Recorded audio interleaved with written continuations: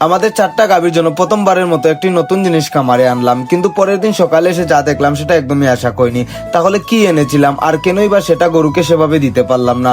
সাথে খামারের প্রয়োজনীয় কিছু ওষুধ আজকে নিয়ে আসলাম। সবাইকে নমস্কার। আজকে আমাদের খামারের জন্য প্রয়োজনীয় কয়েকটা ওষুধ নিয়ে আসলাম, কারণ আপনারা জানেন খামারে কিছু ওষুধ, খনিজ উপাদান এমন থাকে যেগুলো হঠাৎ দরকার হলে তখন কিনতে গেলে অনেকটাই ঝামেলা পোহাতে হয়। ঠিক আমাদের ক্ষেত্রে এমনটাই হয়েছে। গতকালকের আগের দিন আমাদের খামারের জিঙ্ক আর ক্যালসিয়াম শেষ হয়ে গিয়েছিল, তাই ভাবলাম যেহেতু এগুলো আমাদের খামারে নিয়মিতই লাগে, একসঙ্গে প্রয়োজনীয় কয়েকটা জিনিস নিয়ে আসি। তাই আমাদের ওষুধ কোম্পানির যে ভাইয়া আছে ওনার কাছে জিঙ্ক, লিভার টনিক, ক্যালসিয়াম আর মিনারেল সল্টের অর্ডার দিয়েছিলাম। ওনাদের কাছ থেকে একটা বিষয় আমাদের বেশ ভালো লাগে, আমরা অর্ডার করলে ওনারা সরাসরি আমাদের ফার্মে ওষুধগুলো দিয়ে যান।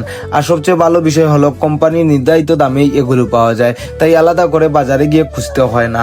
যেগুলো খামারে নিয়মিত প্রয়োজন হয় সেগুলো আগে থেকে নিয়ে রাখলে প্রয়োজনের সময় আর চিন্তা করতে হয় না। তবে আজকে যে জিনিসটা প্রথমবারের মতো আমাদের খামারে নিয়ে এলাম সেটা হলো মিনারেলস ব্লক। অনেকে হয়তো জানেন গরু শরীরে লবণ, সোডিয়াম জাতীয় খনিজের প্রয়োজন আছে। মিনারেল ব্লকসের মতো লবণ গরু শরীরে প্রয়োজনীয় লবণ সরবরাহ করতে সাহায্য করে, কিন্তু এই ব্লকটার ক্ষেত্রে আমরা ভালো ফল পাইনি। সকালে এসে দেখি আমাদের এই ব্লকটা গলে গেছে, সম্ভবত বাতাসের আর্দ্রতা আর পানির সংস্পর্শে আসার কারণে এমনটা হয়েছে। তাই এটা আর এভাবে না দিয়ে গুঁড়া করে তারপর দানাদারের সঙ্গে মিশিয়ে দেই।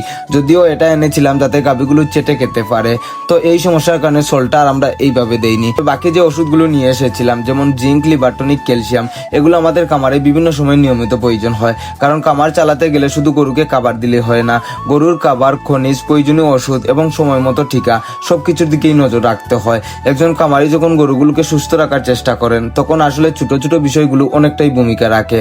আর আমরা সবসময় চেষ্টা করি আমাদের খামারে আমরা যা করি, যে সমস্যার মুখোমুখি হই, যেভাবে সামলাই সেগুলো আপনাদের সাথে শেয়ার করতে, কারণ আমাদের অভিজ্ঞতা থেকে যদি আরেকজন উপকৃত হয় তাহলে আমাদের এই ভিডিও বানানো সার্থকতা। তো যাই হোক বন্ধুরা, সবাই ভালো থাকবেন, সুস্থ থাকবেন। দেখা হবে পরের কোনো একটি নতুন ভিডিওতে। হর হর মহাদেব।